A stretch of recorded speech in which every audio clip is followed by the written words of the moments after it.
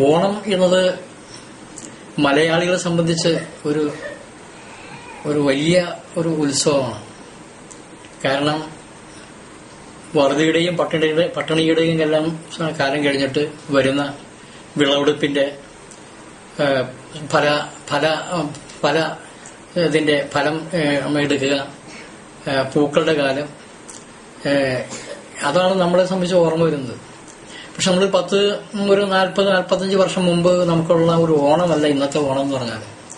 ഇന്ന് ഓണത്തെ സംബന്ധിച്ച് നമുക്ക് എന്താ ഓണം എന്ന് പറഞ്ഞാൽ, ഓണം നമുക്കിന്ന് എന്നും മലയാളികൾക്ക് എന്നും ഓണമാണെന്ന്. പണ്ട് അതല്ല.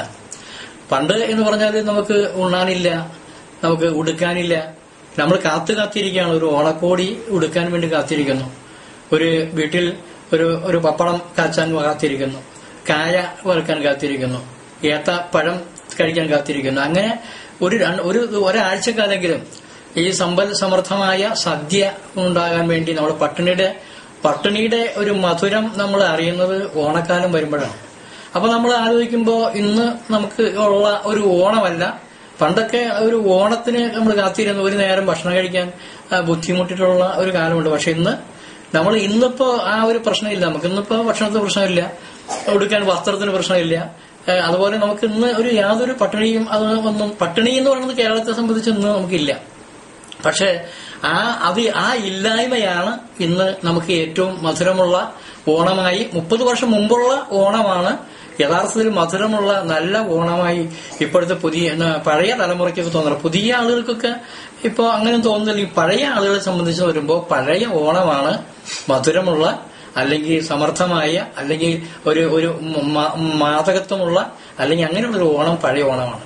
ഇന്നിപ്പോ തന്നെ കേരളത്തിന്റെ വെളിയിലുള്ള വിദേശങ്ങളിലുള്ള മലയാളികൾ ലോകത്ത് എവിടെ ഉണ്ടെങ്കിൽ പോലും ഇന്ന് ഓണം അവിടെ ആഘോഷിക്കുന്നുണ്ടെങ്കിൽ പോലും നമ്മുടെ ലോകത്ത് ഇന്ന് വളരെയേറെ ഒരു സംഘർഷമായ ഒരു അന്തരീക്ഷം ഉണ്ടായിക്കൊണ്ടിരിക്കുന്നു. നമ്മുടെ വർഗീയതയുടെയും വിഘടനവാദത്തിന്റെയും തീവ്രവാദത്തിന്റെയും എല്ലാ ഭീഷണിയില് നമ്മുടെ ഇന്ത്യ പോകുമ്പോൾ പോലും മലയാളികൾ ഇന്നും കേരളത്തിൽ ഇന്നും വളരെ മത സൗഹാർദ്ദവും അതുപോലെ തന്നെ സാഹോദര്യവും എല്ലാം കാത്തു സൂക്ഷിക്കുന്നുണ്ട്. അപ്പം നമ്മുടെ എന്ന് പറഞ്ഞാൽ ഒരു നല്ല സമൃദ്ധമായ ഒരു സാഹോദര്യത്തിന്റെ നന്മയുടെ ഒരു ഓണം ആശംസകളാണ് ലോകത്തിലുള്ള എല്ലാ മലയാളികൾക്കും, പ്രത്യേകിച്ച് കേരളത്തിലുള്ള മുഴുവൻ മലയാളികൾക്ക് വേണ്ടും എനിക്ക് നേരാനുള്ളത്. നമ്മുടെ കഷ്ടപ്പാടും ബുദ്ധിമുട്ടും എല്ലാം തീർന്ന് എന്നും ഇതുപോലുള്ള ഓണം ആയിരിക്കട്ടെ എന്നാണ് നമ്മൾക്ക് ആഗ്രഹിക്കുന്നത്.